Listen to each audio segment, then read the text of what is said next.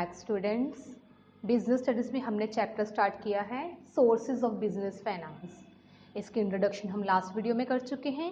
अब हम इसका फर्स्ट टॉपिक करने जा रहे हैं।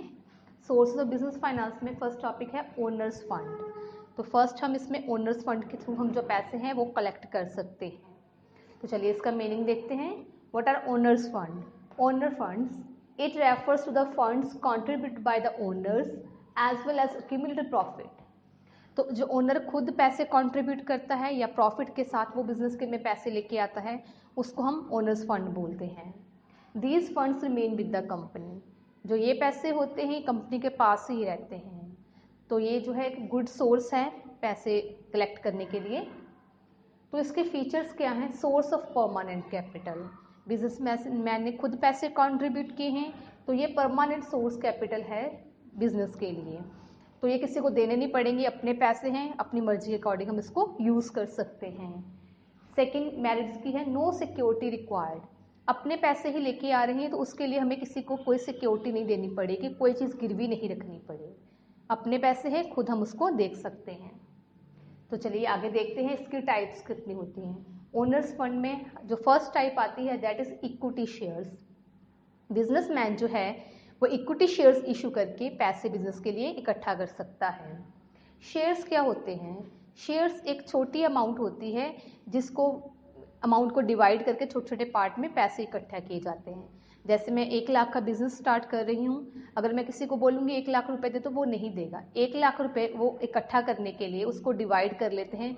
मान लिए 10,000 शेयर्स बना दिए और 10 रुपये का एक शेयर रख दिया, तो इस एक का प्राइस 10 रुपीज़ उन्होंने रख दिया। तो ऐसे बड़ी अमाउंट को छोटी में डिवाइड करके उसको शेयर बना दिया जाता है। तो शेयर 2 टाइप्स के होते हैं, इक्विटी शेयर्स होते हैं और प्रेफरेंस शेयर्स होते हैं। इक्विटी शेयर्स क्या होते हैं? These are those shares which do not carry any special right in the payment of annual dividend। जो इक्विटी शेयर्स होते हैं इनको एनुअल डिविडेंड में जो है पेमेंट में स्पेशल राइट नहीं मिलता।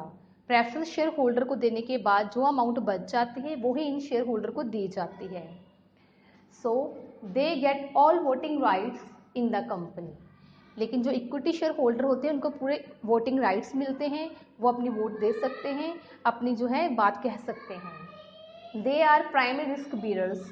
जो प्राइमरी रिस्क बीयर होता है वो इक्विटी शेयर होल्डर ही होता है, तो उसी को जो है इसको बियर करना पड़ता है। तो आगे इसकी merits that is permanent capital. जो मनी इक्विटी शेयर्स को इशू करके कलेक्ट की जाती है वो एक परमानेंट कैपिटल होती है बिजनेस के लिए।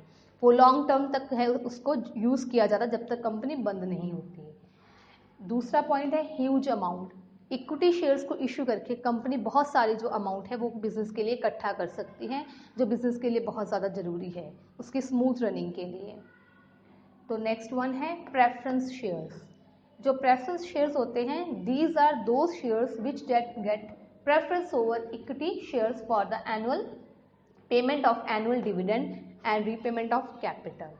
प्रेफरेंस शेयर होल्डर में को जब डिविडेंड पे करना की बारी आएगी तो डिविडेंड में इसको प्रेफरेंस मिलेगी, और जब बिजनेस बंद हो जाएगा उसकी रीपेमेंट होगी कैपिटल भी, तब भी इसको ही प्रेफरेंस मिलेगी। इसमें रिस्क कम होता है। इक्विटी शेयर्स में रिस्क ज़्यादा होता है और प्रॉफिट भी ज़्यादा होता है। प्रेफरेंस शेयर्स में रिस्क भी कम होता है और प्रॉफिट भी कम होता है। तो आगे इसकी मेरिट्स, नो इंटरफेरेंस। जो प्रेफरेंस शेयर होल्डर्स होते हैं इनको वोटिंग राइट्स नहीं मिलते, इनके पास वोटिंग राइट्स नहीं होते तो ये बिजनेस में ज़्यादा इंटरफेयर नहीं कर सकते। इनको वोटिंग राइट्स सिर्फ एक केस में मिलते हैं, अगर 2-3 साल के लिए इनको डिविडेंड नहीं मिल रहा तब इनको वोटिंग राइट मिलते हैं, अदरवाइज इनके पास वोटिंग राइट्स नहीं होते। No fixed liability. Preference share holder के लिए कोई फिक्स्ड लाइबिलिटी बिजनेस की नहीं होती। अगर तो बिजनेस प्रॉफिट अर्न कर रहा है तब तो इसको पैसे मिल जाएंगे, डिविडेंड में शेयर मिल जाएगा, और अगर नहीं है, प्रॉफिट हो रहा, लॉस हो रहा है, तब इनको कोई जो शेयर है वो नहीं दिया जाएगा। Next point, retained earning. तो जो रिटेन्ड अर्निंग है it refers to undistributed profit after the payment of taxes and dividend. Company जो टैक्स और डिविडेंड पे करने के बाद जो अमाउंट उसके पास बच जाती है उसको अनडिस्ट्रीब्यूटेड प्रॉफिट कहा जाता है।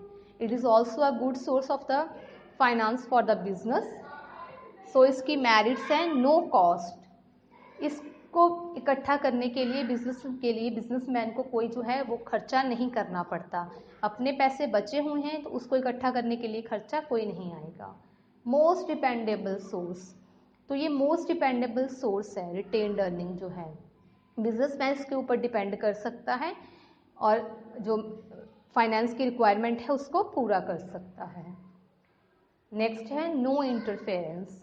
रिटेन्ड अर्निंग को यूज़ करने के लिए किसी की इंटरफेरेंस नहीं होती, क्योंकि बिजनेस के पैसे हैं, किसी और हम शेयर के थ्रू नहीं ले रहे हैं, कोई प्रेफरेंस शेयर इशू नहीं कर रहे हैं, अपने पैसे खुद ही यूज़ कर रहे हैं, तो किससे पूछने की ज़रूरत नहीं पड़ेगी और जो नंबर ऑफ शेयर होल्डर वो इंक्रीज़ नहीं होंगे।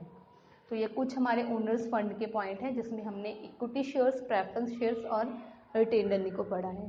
तो यहाँ पे आपका जो सोर्स ऑफ बिजनेस फाइनेंस का सेकेंड टॉपिक है वो ख़त्म हो रहा है। Thank you.